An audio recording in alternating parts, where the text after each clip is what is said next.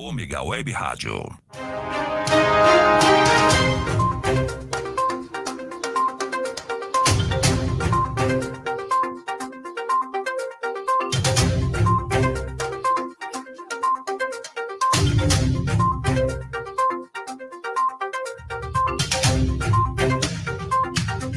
Boa noite a todos os internautas, boa noite Emerson, boa noite Marcelo. Hoje com mais um programa Fatos em Destaque. Nós vamos falar hoje com relação à nossa economia. Então, como é que andamos, o que aconteceu com a nossa economia durante a pandemia e qual é a projeção de crescimento, de desenvolvimento do Brasil durante esse cenário e daqui a alguns meses com relação a essa pandemia, né? Então, a gente vai falar um pouquinho de alguns setores que são importantes no Brasil e como isso tem uma projeção para daqui a alguns meses. Então, é claro que a gente ainda vive um cenário bastante difícil, não é? As empresas ainda continuam com uma situação bastante complicada. O desemprego é muito grande no Brasil, na verdade, o emprego é a última coisa que se recupera quando um país entra em crise, como o mundo entrou, né, diante da pandemia.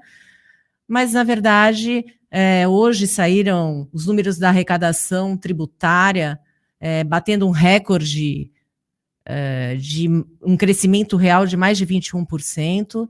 Então, isso significa que alguma coisa dentro da nossa economia já anda melhor. Não é mesmo, Emerson? Boa noite, Raquel. Boa noite, internautas. Boa noite, Marcelo. Realmente essa questão da economia preocupa muito. A pandemia travou tudo, travou todo o desenvolvimento, vários setores ficaram parados. Andei vendo aí, acho que foi ontem, semana passada, agora estou na dúvida. Parece que está surgindo mais uma variante, e essa variante parece que está fazendo aumentar os casos na Europa novamente, e aí já estão falando em fechar tudo de novo, ou seja, se fechar tudo de novo, como é que a coisa vai ficar, como é que a economia como um todo, enfim, como é que as pessoas vão conseguir superar, se já não conseguiram superar o que ocorreu num passado bem próximo aí. Então, é algo que preocupa. Espero que, dentro do mais rápido possível, a gente consiga retomar isso, e aí não é só Brasil, é América Latina, Europa, enfim, o mundo como um todo, porque acabou atingindo todo mundo. E hoje em dia, com a economia globalizada, o que acontece aqui tem reflexo lá, e lá vice-versa. Enfim, se você não vende aqui, também não compra de lá, e fica tudo travado.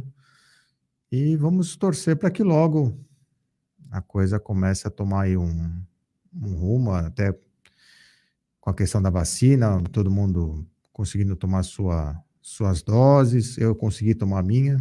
Até estava brincando aqui com o pessoal, fazer um comentário para ser um pouco mais leve, né? Eu tomei a minha vacina na quarta-feira, tive uma leve reação, nada excepcional, mas o que me chamou a atenção, até brinquei com o pessoal, foi a questão da comida. Foram 2 dias que eu acho que eu mais comi na minha vida, por incrível que pareça. Estava com uma febre leve, um pouco de cansaço, nada excepcional, mas a fome era algo assim impressionante. E aí depois eu comentando com algumas pessoas, e aí as pessoas também falaram, realmente é engraçado, você está falando uma coisa que eu não tinha percebido, mas eu durante os 2 dias também fiquei com uma fome um pouco mais elevada. Mas por que eu estou falando isso? Porque eu acho que a vacina é essencial, precisamos tomar até para que a economia também comece a andar, enfim, alguns setores que ainda estão fechados por conta disso tudo, e acabei me alongando um pouco na introdução, mas vamos chamar a nossa convidada, que acho que ela tem números mais importantes e pode dar um parâmetro melhor para nós. Então, Marcelo, por favor. Boa noite, Vivian, tudo bem? Boa noite, Raquel. Boa noite, Emerson. Obrigada pelo convite. É um prazer estar aqui. Bom, eu quero agradecer também você ter aceitado o nosso convite, não é? E quero que você fale um pouquinho da sua experiência, né, na área da economia, e como que você vê essa questão da pandemia, em especial no Brasil, né? Como é que isso pode afetar ainda mais a nossa economia, se os sinais começam a melhorar com relação ao futuro, e como é que isso pode atingir ainda mais a nossa economia? Bom, vocês fizeram aí uma breve introdução, né, desse primeiro semestre de 2021, né? Se nós compararmos 2021 com 2020, é claro que a gente vai ver um efeito de recuperação ou de melhores indicadores, até porque nessa mesma época, no ano passado, principalmente a partir de abril, o movimento de retração da economia acompanhou aquela corrida, né, em suspender atividades escolares e várias outras atividades que tentavam prevenir a disseminação do vírus. E ainda muito incerto, sem saber o que exatamente a gente deveria fazer. Ainda não tinha vacina, quer dizer, era um cenário totalmente diferente. Inclusive, a gente diz que isso chama-se efeito rebote, né? Quando você compara o momento atual com um período anterior vindo de uma queda muito brusca, vai ser um crescimento, né? Então, quando você compara dados de maio, primeiro trimestre, e agora segundo trimestre, com o que aconteceu no ano passado, vai ter um sentido de recuperação e crescimento, né? E aí, é claro, se você olhar os indicadores macro que a gente fala, né? Vamos olhar do ponto de vista do todo da economia. A gente está tendo uma recuperação, né? Uma recuperação das projeções do crescimento do produto interno bruto, né, que acho que boa parte, né, a maioria das pessoas já ouviram falar do PIB, né, o famoso PIB, que é realmente o principal indicador para medir crescimento econômico. É um indicador dos vários, né? E aí tem essa contradição, porque você vê a economia brasileira tendo revisão de projeção de crescimento do PIB para esse ano de 2021, até um mês atrás estava a projeção dos relatórios Focus do Banco Central, de crescimento do PIB de 2021 previsto para 3,9% de crescimento do PIB. Agora, ele já está em torno de 5% para 2021, né? Banco Mundial, 4,5%, 4,6%, e aí você olha isso, mas vê a taxa de desemprego ainda muito alta, né? 14,7%, que até o que significa isso, né? Significa que 14% da população economicamente ativa, quer dizer que são aquelas pessoas que estão procurando emprego, que estão dispostas a trabalhar, né? Que é em torno de metade da população brasileira. Então, população brasileira, 214, 215 milhões, população economicamente ativa, aquela que tem idade para trabalhar, que está tentando emprego, em torno de 100 milhões, 14% está desocupada, ou seja, não conseguiu uma colocação que gere uma renda. E aí isso a gente tem aí em torno desses chamados 14 milhões de brasileiros desempregados. Mas aí a gente tem que lembrar que tem aí em torno de uns 10 milhões de desalentados, que a gente chama, que são pessoas que teriam até condições de trabalhar, mas desistiram de procurar emprego, e ainda nós temos aí uma taxa de 20% a 25% de trabalho informal, ou quer dizer, está trabalhando, tem uma renda, mas não é com carteira assinada, não é uma renda eventual, mas não está totalmente desempregado. Então, olha só a complexidade quando a gente fala de desemprego, né? E isso tem impacto direto sobre a renda média dos brasileiros, né? Muitas famílias perderam o emprego, né?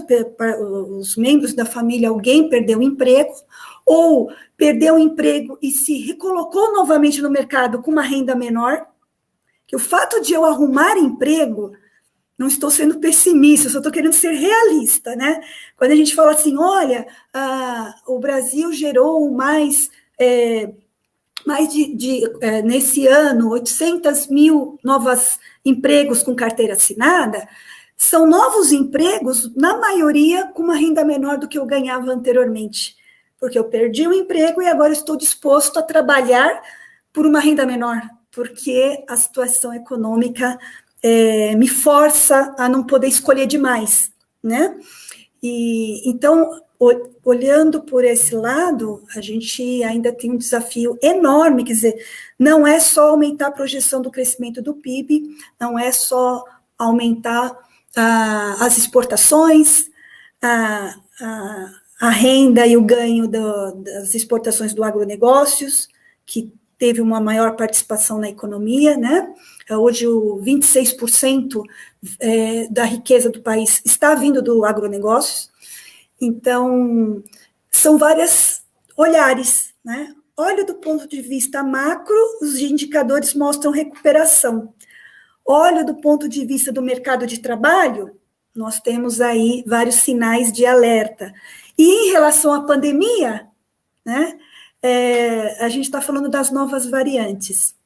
Até onde eu sei, o único jeito de controlar isso é aumentando a imunização da população, que aí você bloqueia essa probabilidade de aumento das variantes. Então, vocês devem, não sei se vocês acompanharam recentemente, que o governo americano e os países da OCDE, os países mais desenvolvidos, se comprometeram em doar vacinas para os países mais pobres, né?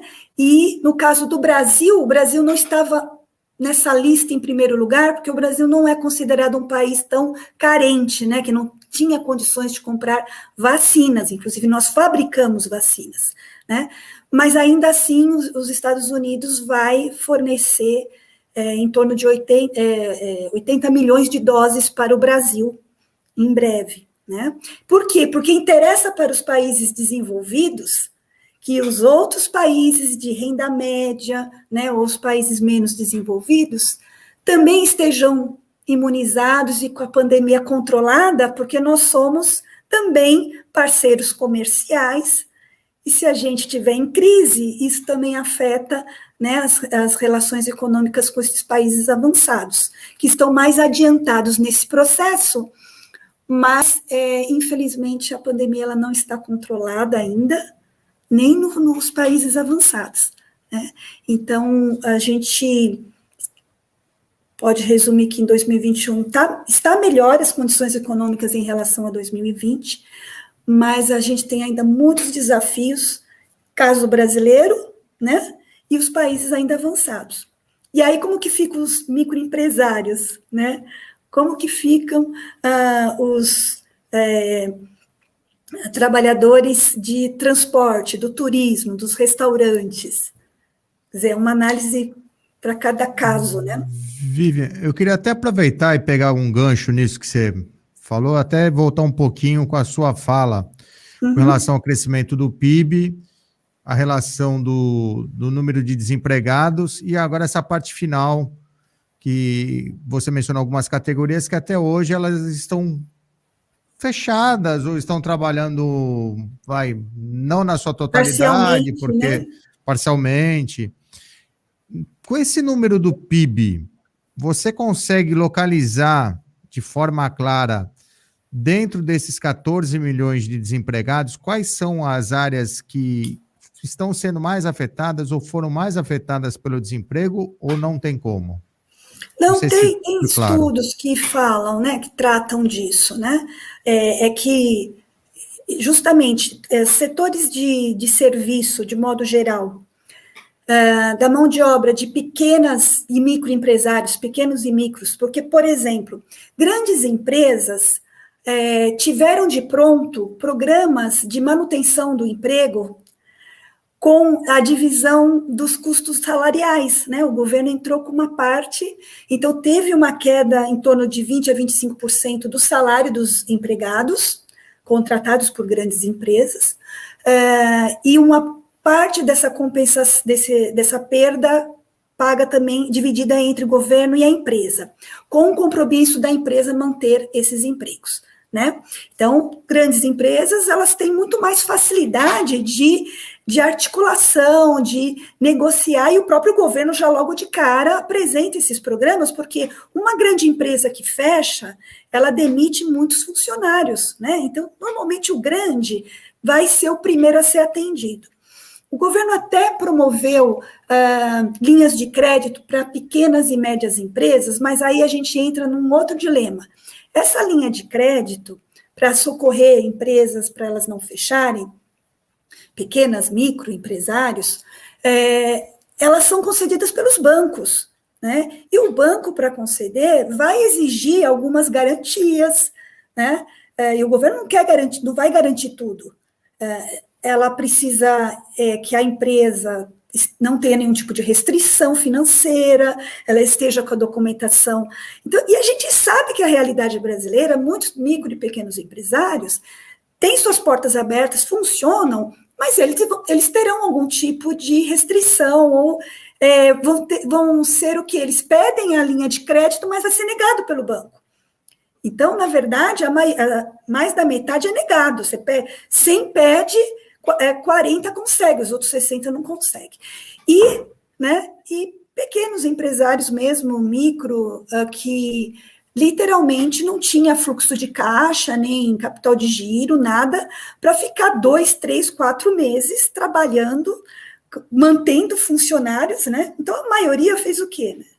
Mandou embora, principalmente nesses pequenos e microempresários do setor de serviço, então afetou inicialmente academias, salão de beleza, né?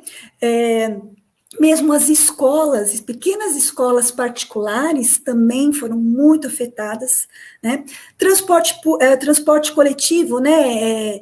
Motoristas, peruas escolares, transporte escolar particular, porque se todo mundo, boa parte dos estudantes passaram ao ensino remoto, pela internet, ficaram estudando de casa, você não tinha como, né, movimentar essa questão da mobilidade, que é um outro setor importante de serviço, né? O Uber, os motoristas de Uber, porque com a queda, né, assim, da movimentação das pessoas na cidade. Pensa nas escolas também, né? Além das escolas, as cantinas, as papelarias, né? As lojas de impressão, internet, que ficavam no entorno desse movimento. Imagina as cantinas dentro das escolas, que são também microempresários, né? Que são contratados e pagam aluguel para a escola para poder vender para os estudantes, as escolas fechadas. Então, aí você tem, além de tudo que eu falei, né, restaurantes, lanchonetes, todos os locais de turismo, né, de modo geral, mas todos esses outros que eu estou falando.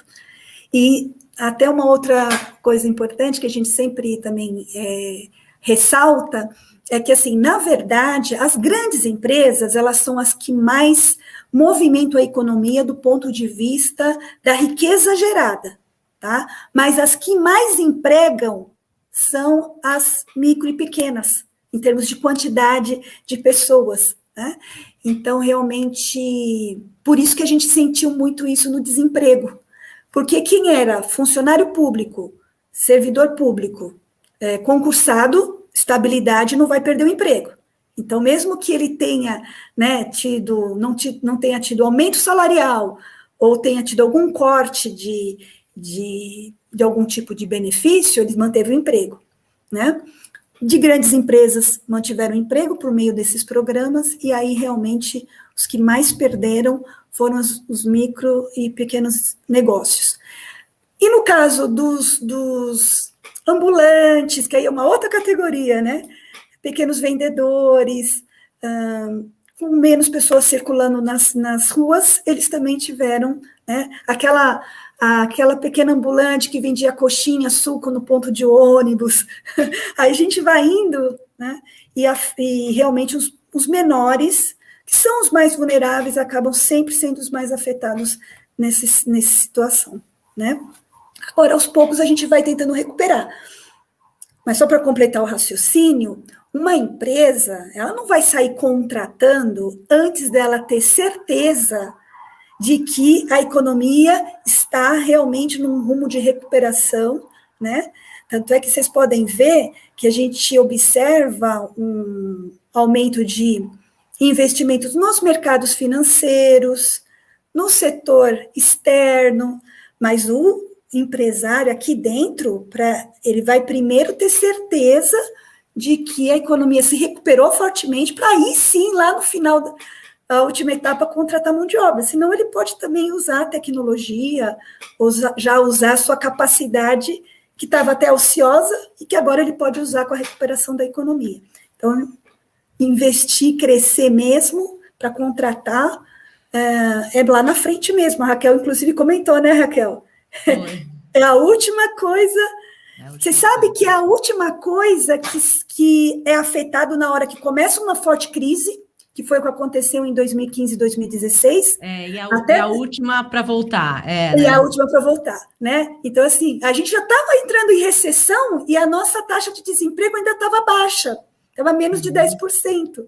Só que aí, quando entrou em recessão mesmo, aí ela sobe, né? E para voltar a cair para patamares, vocês imaginam que o Brasil, em 2013, chegou a ter 6% de taxa de desemprego. Para vocês terem uma ideia, né? E aí a gente já estava indo, né, para uma economia já não crescendo mais tanto, né, num ciclo já de declínio, até entrar na recessão de 2015 e 2016, aí o desemprego passa dos 10%, chega até quase 15%, e de lá para cá, nós só conseguimos baixar a taxa de desemprego média nacional, tá? Eu estou falando dessa que é média nacional. Se você for olhar o desemprego por idade, por região, muda, ela é maior. Sim. Mas média nacional, a gente conseguiu, antes da pandemia, no final de 2019, início de 2020, o dólar ir para casa dos 4% e o desemprego ir para 11%. Aí parecia que as coisas estavam começando a ficar boas. Começa 2020, em março estoura a pandemia, abril, e aí o desemprego volta a subir, dólar chega a quase 6, né? E agora ele deu aí, está dando uma queda aí em torno de 5,10, 5, pode ser até que ele baixe um pouquinho de R$5, né? A taxa de câmbio, mas o desemprego está lá ainda, muito alto. Vivian, nesse contexto, né, a gente sempre fala do ponto de vista econômico que se tem alguém perdendo, tem alguém ganhando, né? Então, assim, se o nosso PIB aumentou e está aumentando, se a projeção de crescimento é de aumento, é porque tem algum setor que está muito aquecido. E a gente sabe que alguns setores realmente aqueceram durante a pandemia, né? Em razão de precisarem se adequar a essa nova realidade. Então, todo o serviço de tecnologia, de uma mão de vendas obra online, né, de TI, de móveis de home office. Então, tudo isso que ainda estava engatinhando, por incrível que pareça, o setor imobiliário, ele aqueceu, né, porque as pessoas trocavam as suas casas, ou por casas maiores, ou para outro lugar. Então, houve o setor imobiliário acabou aquecendo dessa maneira. Mas aí, o que acontece? Então, assim, tem gente que acha que a gente é muito pessimista, mas, na verdade, para essas pessoas que perderam seus empregos, suas colocações, né, a gente fala muito de empreendedorismo, mas no setor certo, né?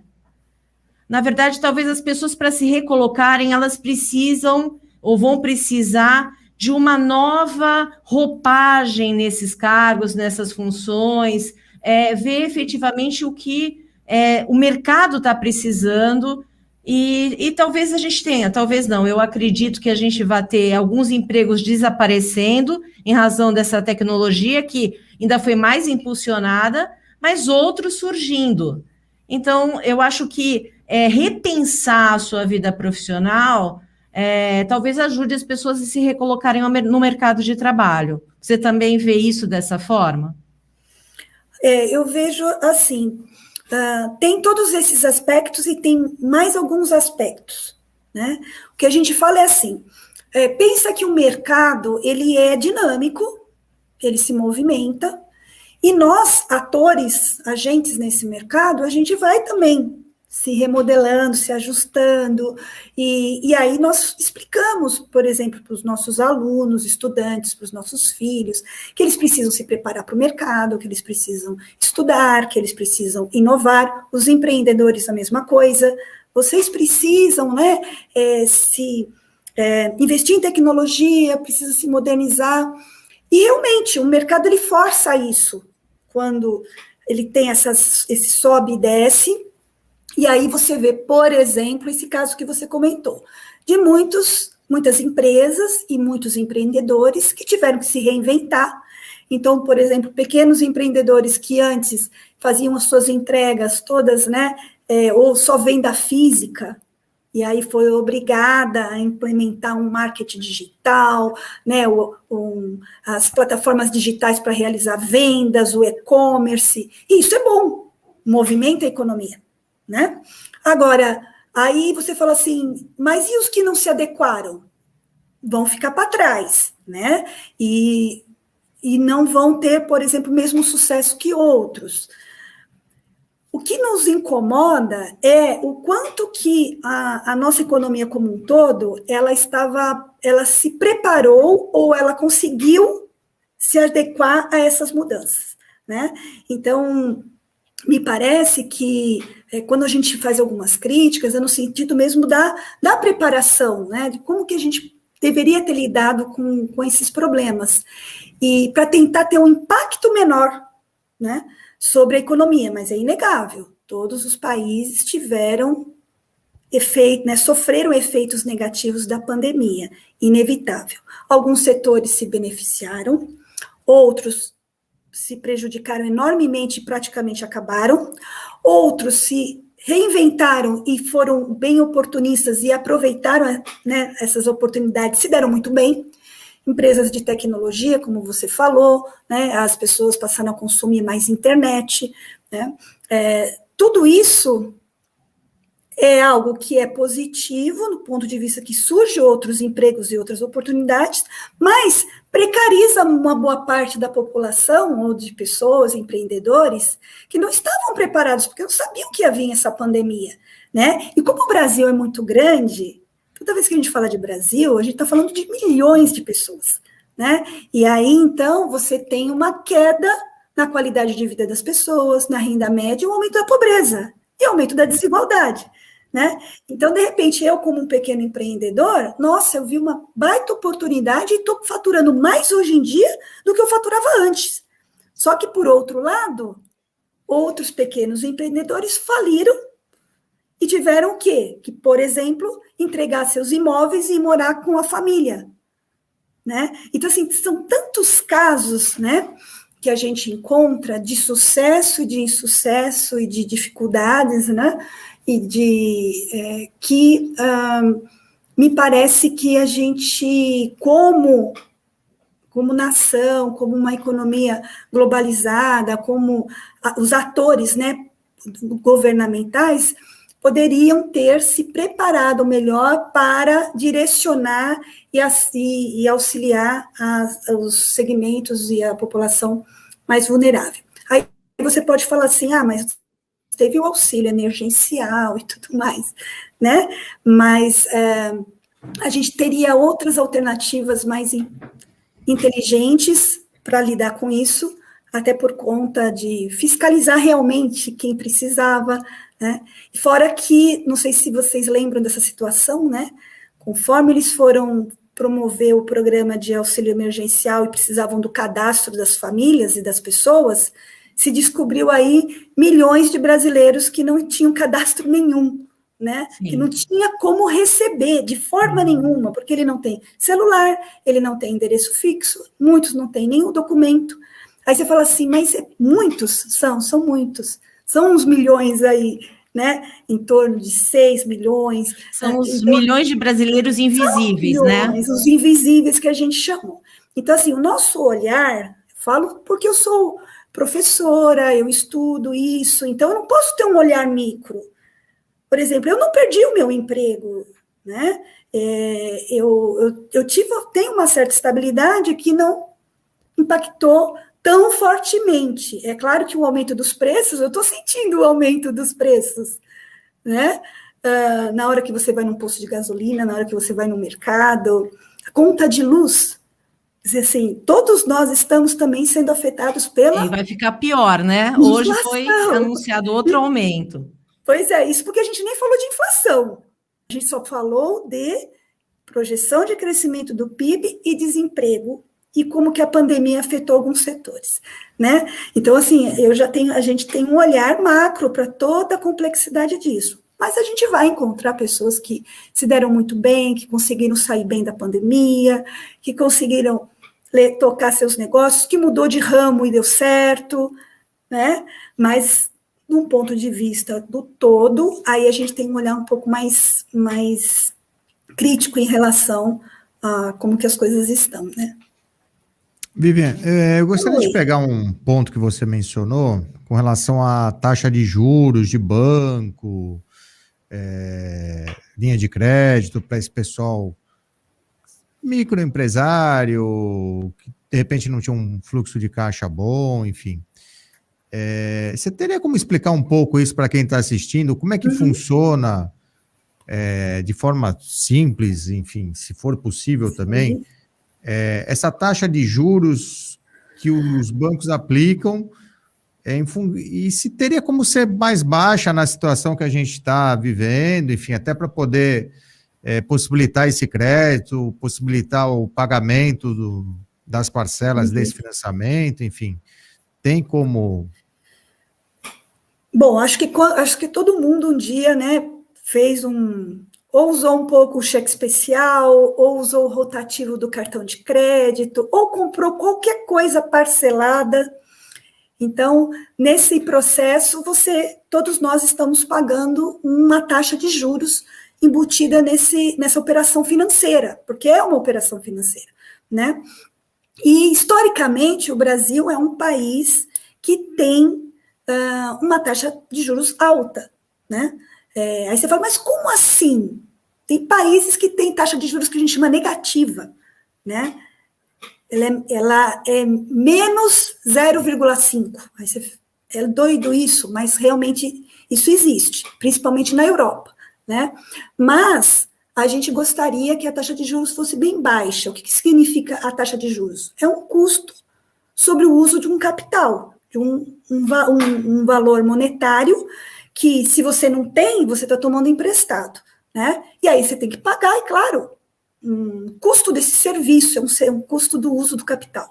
E o banco precisa ter uma receita financeira dessa operação, né? E recentemente, com a questão da pandemia, né, se liberou linhas de crédito que o governo subsidia uma parte, então as taxas de juros elas são menores, e até por conta mesmo da pandemia, muitos bancos diminuíram um pouco a sua margem e aí ofereceram taxas menores. Até porque é mais ou menos assim, isso funciona também para o mercado, para qualquer mercado. Como as pessoas estão sem renda, elas não vão ter condição de pagar. Então, não posso pôr um juros tão lá em cima, porque ela não vai conseguir pagar.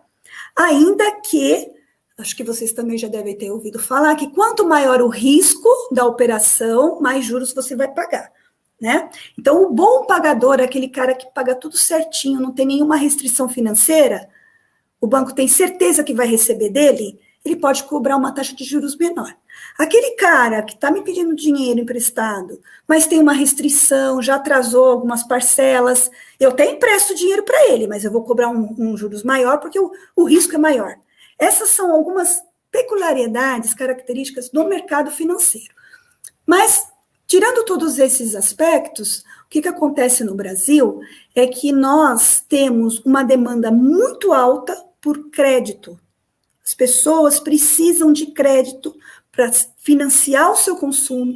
O pequeno empresário precisa, e as grandes também, de crédito para financiar seu capital de giro, seus investimentos em infraestrutura.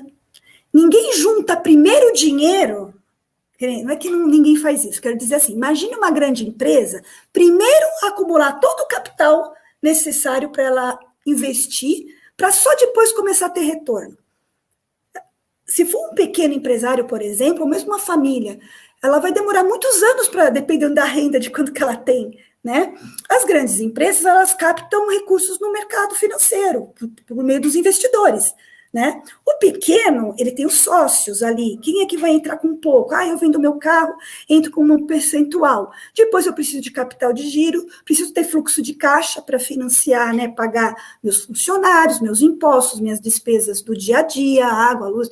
Se eu não tenho esse capital de giro, eu vou ter que financiá-lo. E aonde que a gente faz isso? Nos bancos, né? Então você tem uma demanda enorme por crédito. E um grupo pequeno de grandes bancos que ofertam esse crédito, né? Tem bancos privados, tem bancos públicos e tem bancos estrangeiros, mas basicamente a gente tem grandes 5 bancos que dominam aí, tem mais ou menos 85% do mercado bancário que a gente chama. É ali que ele não precisa nem ir atrás do correntista, as pessoas vão lá e falam, me empresta dinheiro, né? Me dá uma linha de crédito, me dá um cartão de crédito. E aí, então, nesse sentido, isso é uma das principais razões porque os juros é alto no Brasil, porque o mercado bancário é concentrado. Então, os bancos não têm tanta concorrência, eles ofertam os juros que ele entende que é o mais atrativo para ele, e quem contratar aceita pagar. Se fosse assim, muitos bancos oferecendo muito crédito em relação ao quanto que as pessoas querem de dinheiro, esses juros naturalmente seria menor, tá? Agora, é claro, o governo pode também realizar políticas, né, de direcionar melhor esse crédito, subsidiar realmente os juros do que é mais importante. O que vai acabar acontecendo é que, às vezes, uma grande empresa consegue uma linha de crédito do BNDES ou de qualquer banco a uma taxa de juros muito menor do que todas as outras empresas pagam, né? Tem essas distorções? Tem, mas elas não são proibidas, as condições mesmo do mercado.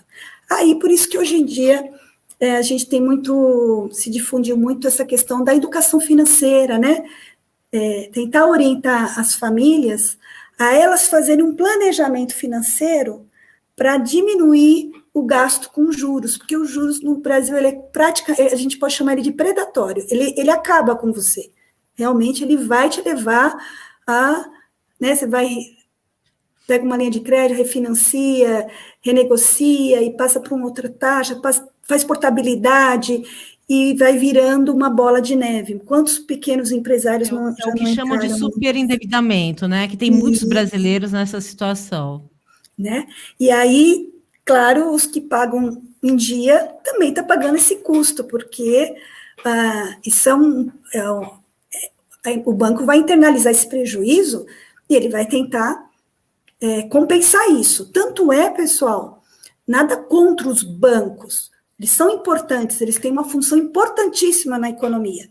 A questão com todas essas crises, mesmo desde a época da recessão, nenhum banco quebrou, nenhum grande banco faliu, pelo contrário, eles acumularam mais crescimento dos seus lucros, né? Porque o negócio é lucrativo para eles, né? Enquanto muitas pessoas e muitos pequenos empresários não dão conta de pagar as suas dívidas, né? Isso é uma característica do nosso mercado, já foi bem maior, né? E aí, se eu for falar da taxa Selic, né? Não sei se vocês iam perguntar. Vamos. Deixa eu agora falar das pessoas aqui que estão vendo a gente.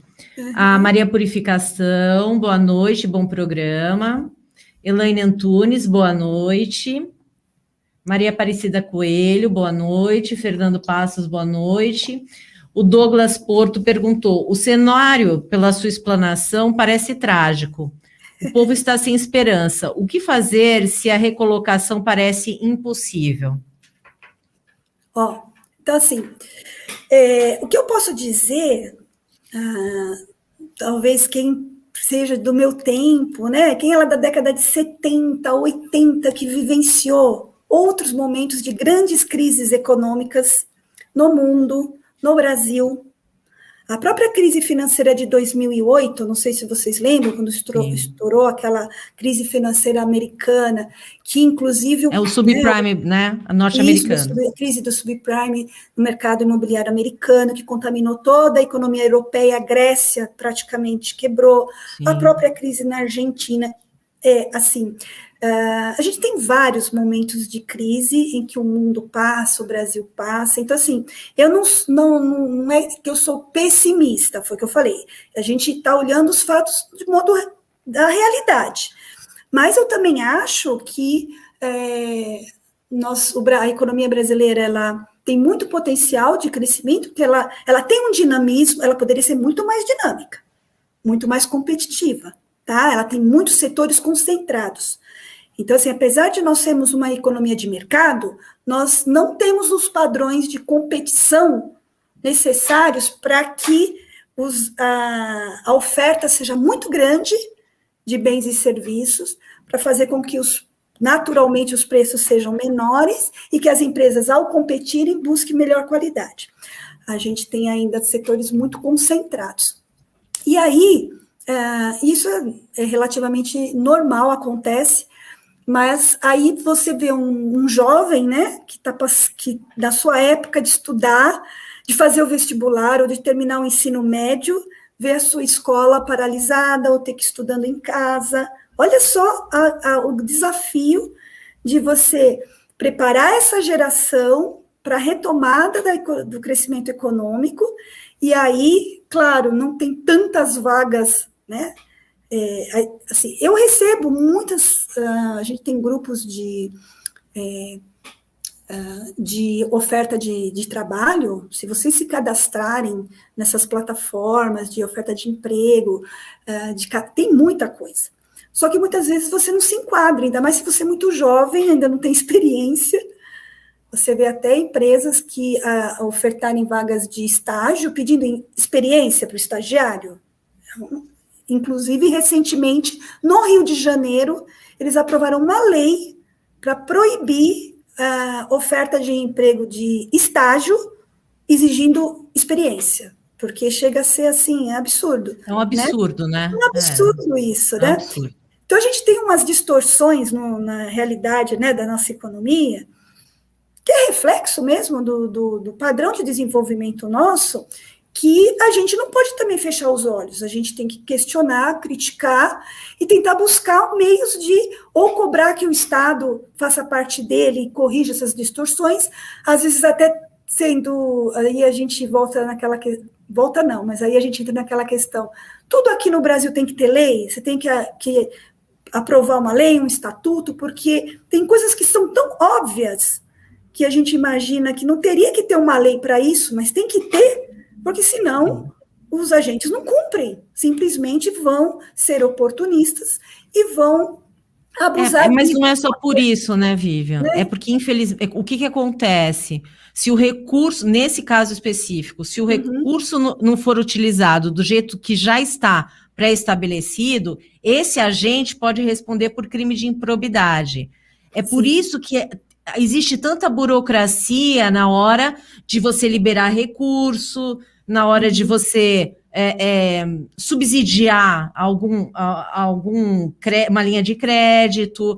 Por quê? Porque, na verdade, o gestor ele tem receio de depois ele ter um problema com a questão da improbidade administrativa.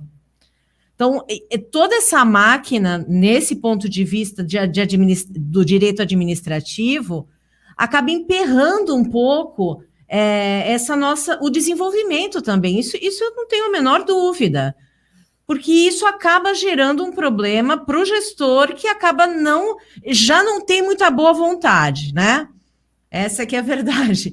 E aí, com a questão da improbidade, fica pior ainda. Mas você vê, do lado do setor privado também existem os abusos. Sim. Inclusive, no setor financeiro, mesmo nossas agências reguladoras, né?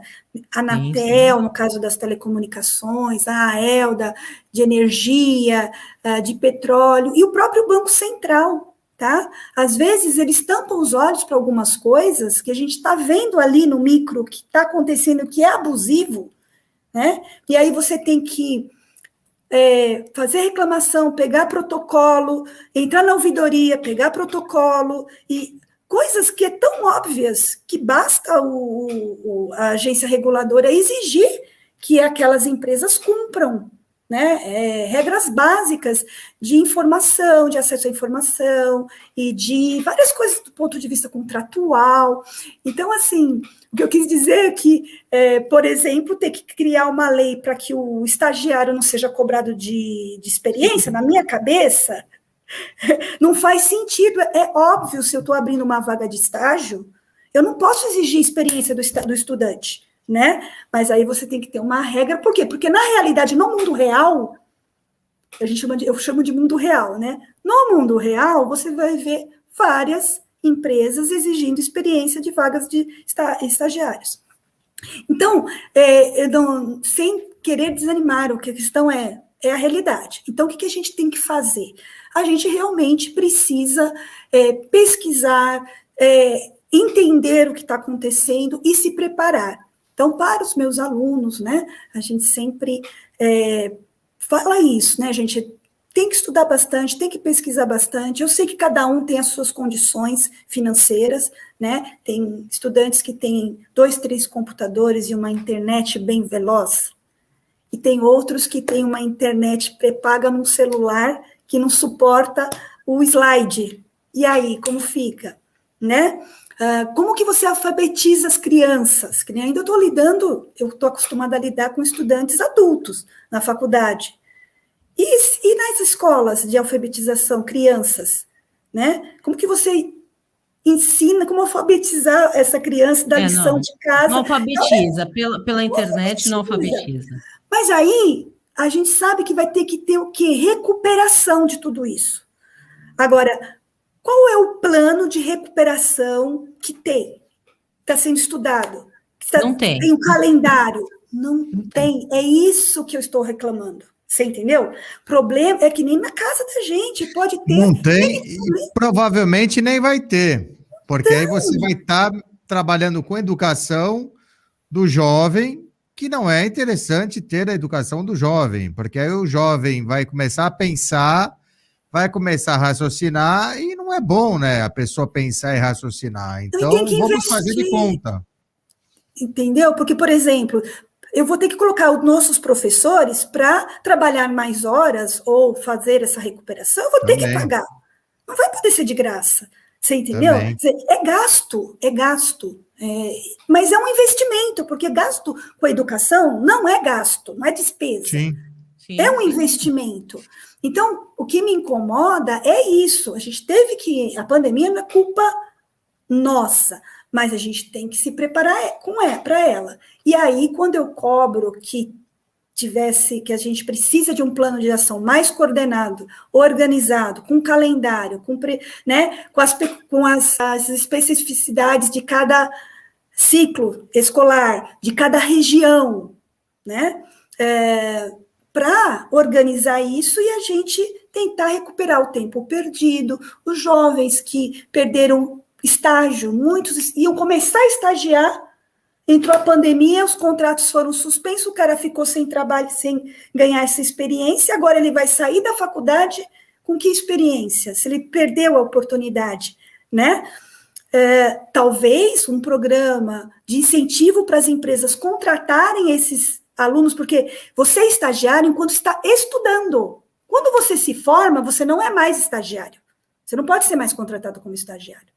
Tem que ser contratado como com todos os encargos trabalhistas que oneram o empregador. Por que talvez não pensar num programa específico para os jovens que se formaram nesse período e para ele ter um tempo de recuperar? Você entendeu o que eu estou querendo dizer? É nesse sentido que eu reclamo e que eu cobro dos nossos agentes públicos, daqueles que são da área, de cada um na sua área, né? o que é de educação, educação, o que é de saúde, saúde, pensar na preparação e no planejamento disso, né? Para a gente poder ter essa recuperação e dar oportunidade para os nossos estudantes. E não simplesmente, bom, agora paciência, se virem. Né? A gente vai Até se porque virar. lá na frente vai ter um reflexo, né? Vai Cada criar vai esse se ato virar, nesse período. Como nação, como economia, como, né, como um país que quer crescer e sair de um estágio de país em desenvolvimento, país de renda média, para país avançado, precisa pensar e planejar muito, muito mais. Senão a gente não sai desse patamar mais ou menos, né, mediano, né? Sim. Bom, então, Vivian, quando eu quero abordar um pouquinho da taxa Selic, e é claro, a gente percebe que o problema no Brasil e a gente atrair os investidores, né, são duas questões que, na minha opinião, afastam o investidor estrangeiro daqui de dentro. Bom, primeiro porque a gente estava com uma taxa Selic pequena, então, entre você investir num país sólido e num país que não é tão sólido assim, eles começaram a optar pelos países com uma economia mais sólida. E a outra questão que, na minha opinião, vai afugentar esse investidor estrangeiro aqui e além do mais, também ter uma maior incrementação de ampliação até dos setores que já existem aqui no Brasil, porque a gente vive uma insegurança política, jurídica, econômica, muito forte. Então, fazer planejamento, né, qualquer empresa que se preze teria que ter um planejamento de curto, médio e longo prazo, mas aqui no Brasil, fazer um planejamento já de médio prazo já é difícil. De longo, então, essas previsões têm que ser revistas o tempo inteiro. Então, na sua opinião, quanto mais inseguro quanto mais problemas políticos e jurídicos, essa insegurança que a gente acaba vendo que é inegável no nosso país, a gente vai ter um problema maior de conseguir captar esses investidores? Então, pensando, né, na questão dos investimentos estrangeiros, já faz tempo que os investidores, porque assim, tem os internacionais e tem os internos, os nacionais. Tá? Há muitos investidores estrangeiros, os internacionais, já tinham tirado os seus dólares aqui do Brasil, né? Porque quando a gente fala em investidores estrangeiros, significa que eles trouxeram dólares para cá. Quando eles retiram esses dólares, por isso até inclusive, um fator de valorização do dólar. Porque ao os investidores tirarem os dólares aqui da economia brasileira, diminui a oferta de dólares e ele fica mais caro em relação ao real, tá? Isso já vinha acontecendo desde a recessão, né? Porque o PIB brasileiro teve 2 anos seguidos de queda, né, de recessão, queda de 3,8%, depois 3,5% entre 2015 e 2016, e de 2017 para cá a gente não conseguiu crescer mais que 1,1%, foi 1,1, 1,2%. Entre 2017 até 2019, né? Aí, 2020, se esperava crescer 3,5%, né? Depois de passadas eleições, depois do ano de 2019, né? Futuros leilões, né? Privatizações e tudo mais, parecia que... Né? E aí vem a pandemia, e aí a gente tem uma queda do PIB de 4,1%. Se comemorou essa queda porque as projeções internacionais chegaram a prever queda do PIB brasileiro até de 7%, 8%. Sim. Né? Eu entendo que não era comemoração, mas foi menos, porque no final de 2020, né, no segundo semestre de 2020, a gente teve aquela sensação de que a pandemia ia diminuir, a economia começou a abrir de novo, até por uma pressão também, porque ninguém aguentava, não estava mais conseguindo, então, pressão. E aí, então, a gente tem uma recuperação da economia no segundo semestre de 2020, mais para o final, e aí isso ajuda a diminuir a queda do PIB. Porém, vem 2021 e a gente está nessa meio que incerto. As projeções estão melhorando de crescimento da economia brasileira não só do Brasil, tá? Do mundo todo, né? Para 2021, em especial, né? E aí isso é um indicador, tá, Raquel? Quando a projeção do PIB aumenta, você começa a atrair investidor, porque aí ele fala, ó, eu posso investir naquele país que aquele país vai crescer, né? Ninguém quer investir num país que está com projeção de recessão. Sim. Isso já atrai, né? E aí a gente tem um outro fator interessante. E aí, mesmo com juros não tão interessante, você tem aí a questão do crescimento do setor produtivo. Então, investir nas empresas, inclusive, o aumento dos investimentos nas bolsas, pode ver que as bolsas retomaram, cresceram. Só que, é claro, as bolsas elas vão subir e cair, dependendo de uma notícia, aí vai ter, né? Mas eu estou querendo dizer que houve uma volta dos investimentos naquela expectativa de recuperação da economia brasileira. Só que aí, o que acontece? O Brasil ele é muito vulnerável a isso, isso é também uma característica nossa. Toda vez que a economia cresce, a inflação tende a subir, né? Isso é um aspecto. Tem ainda o aspecto do aumento dos gastos do governo, né? E com a pandemia, você também tem mais um outro fator.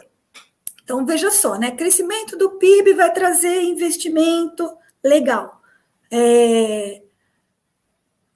A taxa Selic que tinha caído, né? Começou a subir. Por quê? Porque a economia cresce, a inflação vai subindo. E um outro fator que ajudou o aumento da inflação é que, vindo de uma pandemia, nós tivemos o quê? Uma retração da cadeia produtiva, dos setores produtivos, né? E aí, quando a economia vai se recuperar, o setor produtivo nunca acompanha o setor de consumo. Então, o setor de embalagens, setor energético, mineração, quer dizer, aí a recuperação dos países começa a demandar as matérias-primas, os alimentos, começam a demandar tudo, energia, e a cadeia produtiva estava parada ou retraída. Aí ela começa a tentar atender essa demanda, ela não oferta o suficiente, o preço dispara, né? E aí tem a questão dos combustíveis, do aumento dos preços do aço, né, das commodities no mercado internacional, que aí vai afetar aqui, né? Então, a gente está tendo uma pressão inflacionária, junto com uma projeção de crescimento do PIB legal, mas inflação alta vai corroer a renda, né, das famílias. Aí o governo vai lá e aumenta a Selic.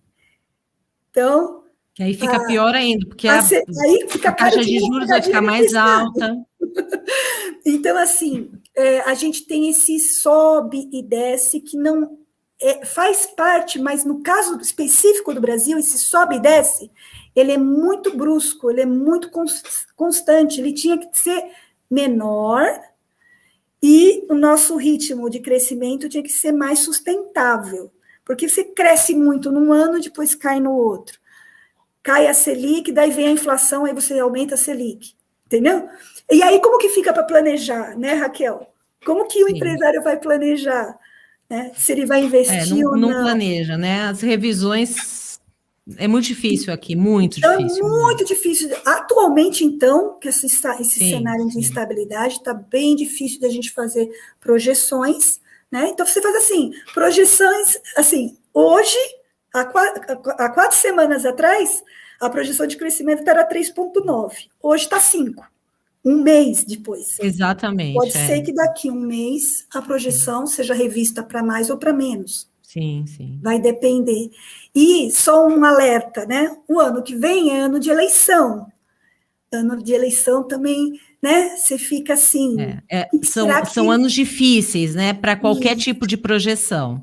Né? Então, realmente, por isso que a gente brinca, no meu tempo que eu fazia economia, a gente recebia estudantes de outros países aqui no Brasil, porque o Brasil era tipo o laboratório da economia. Porque assim, como que um país como o nosso não quebrou com uma inflação de 100% ao mês? Como assim? Como assim que a gente conseguia conviver com isso? Então, para um economista de uma economia estável, estabilizada, com taxa de inflação baixa, taxa de juros baixa, né? E com uma renda alta e infraestrutura, ele fala, não, esse país, nunca que a gente ia conseguir viver desse jeito. Então, era bem curioso, porque o pessoal vinha para cá fazer, porque a gente disse, cara, eu fui lá para o Brasil, estudei lá, fiz um curso lá, porque a economia do Brasil era tão doida, assim, tão instável, com situações tão atípicas fora, que a gente chama de cenários assim heterodoxos, né? A gente não consegue seguir os manuais de economia. Se a gente seguir, a gente até tenta seguir, mas a resposta da economia brasileira ela é muito diferente do que os manuais de economia esperam, né? E então bom, Emerson, a gente já está chegando ao final. Você quer fazer alguma pergunta, alguma consideração? Eu só gostaria de agradecer, Vivian, a sua presença. Infelizmente é um tema denso, dá para perguntar muita coisa, dá para falar muita coisa e o tempo muito curto. Sei que faltou muita coisa que quem está assistindo gostaria de saber, gostaria de perguntar, gostaria de comentar, enfim. Na verdade, o que eu gostaria de pedir para você, Vivian, de forma bem rápida e sucinta, o que você poderia falar para quem está assistindo, o que a gente pode esperar diante de tudo isso e nesse ritmo aí, como a coisa está indo, o que a gente pode esperar da nossa economia? Eu sei que, lógico, acabamos de mencionar, vai ter eleição no ano que vem, vai ter uma série de coisas, mas hoje, o que a gente pode esperar daqui, sei lá, 6 meses, daqui 1 ano? Como é que a nossa economia pode evoluir do jeito que a coisa está hoje?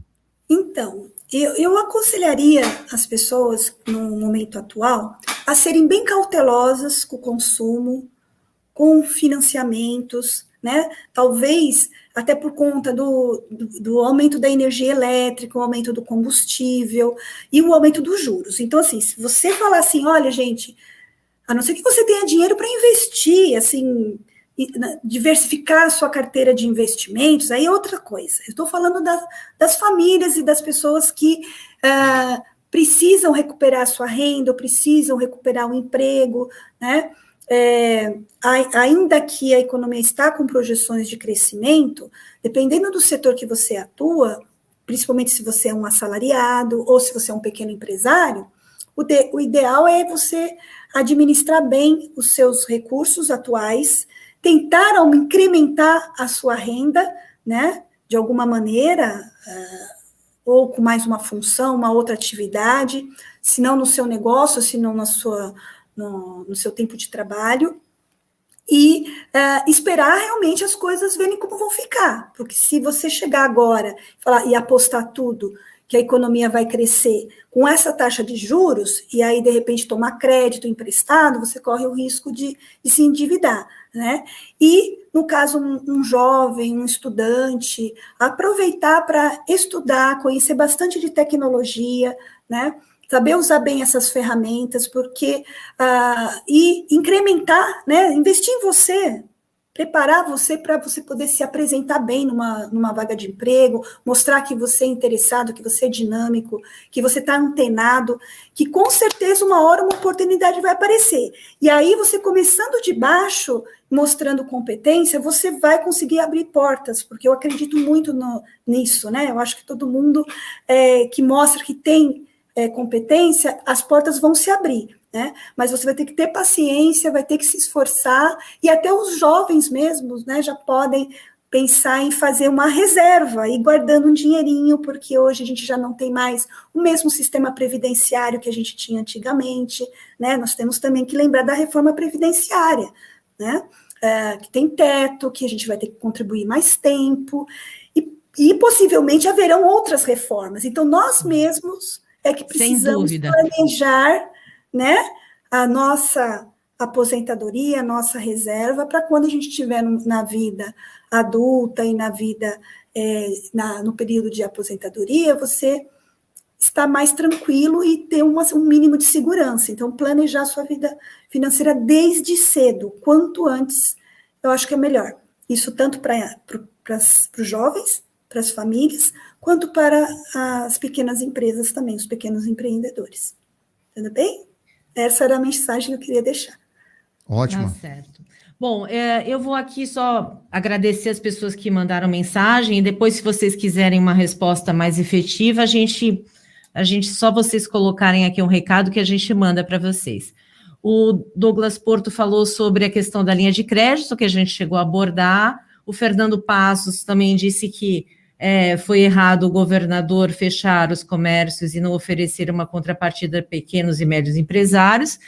Isso também a gente falou um pouco de linha de crédito, que também pode se estender ao governo estadual.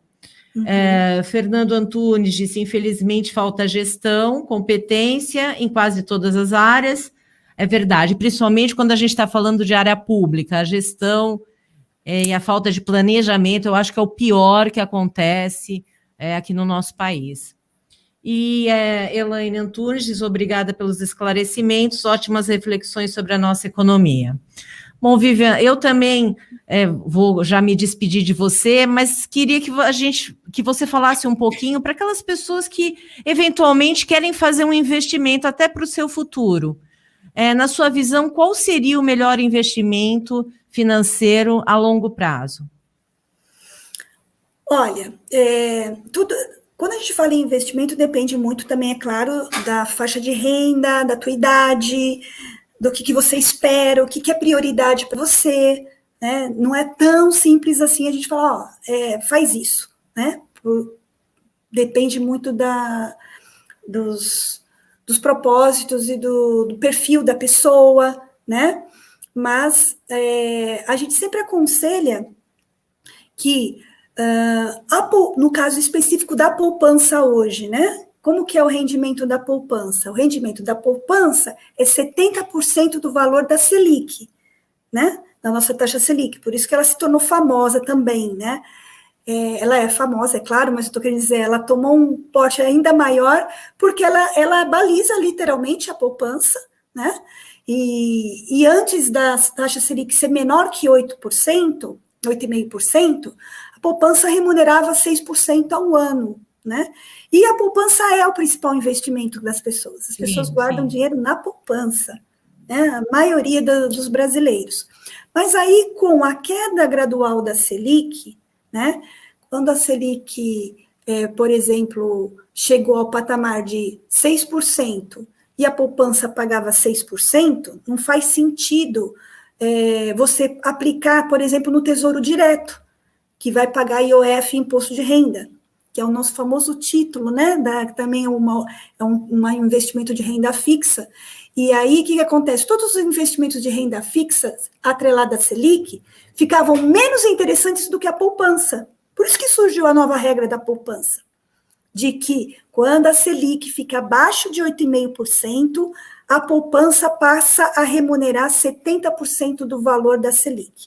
Então, quando a Selic estava 2%, até o ano passado, né, a poupança estava pagando, até o final do ano, 1,4% ao ano, né? Para quê? Para que o investidor possa aplicar no Tesouro Direto, que é a modalidade mais fácil depois da poupança, é o Tesouro Direto. Você pode investir com R$30, né, que é os títulos do governo, os títulos públicos do governo, né?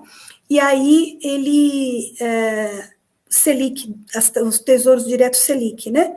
É um tipo de modalidade, lógico, você tem que estar cadastrado numa corretora, no próprio... se você entrar no site do Tesouro Direto, é muito fácil, você se cadastra ali e investe ali. É uma modalidade de investimento de renda fixa, tem vencimentos para vários anos, então tem vencimento, eu posso investir num título Selic para 2 anos, para 4 anos, para 10 anos, né? E aí você tem que adquirir o quê? O hábito de sempre guardar. Também não adianta você pôr R$100 na poupança e deixar lá, ou comprar R$100 de Tesouro Direto e deixar lá. Ele não vai se multiplicar sozinho. A multiplicação do investimento é você sempre estar guardando, né? Então, para as pessoas, né, pessoas físicas, pequenos investidores, o Tesouro Direto é a melhor opção. Aí você vai ter que escolher Hoje, quando a Selic estava muito baixa, 2%, era melhor investir no Tesouro IPCA ou outras coisas, porque aí depende do indicador, né? Tem Tesouro Direto que é atrelado à Selic e tem outros que pagam pelo IPCA, pela inflação, né? Hoje, a gente teve uma recuperação da Selic e aumento de inflação, né? Então, todos esses investimentos vão pagar mais que a poupança. Agora, se você realmente não quer esquentar a cabeça com nada, e não pagar nenhum imposto, é a poupança, tá? Mas no longo prazo, médio e longo prazo, vai dar uma diferença muito grande de rentabilidade em comparação. No curto prazo, 3 meses, 4 meses, ok, você deixou o dinheirinho lá na poupança, de repente você tem uma emergência, você vai lá e saca, tranquilo.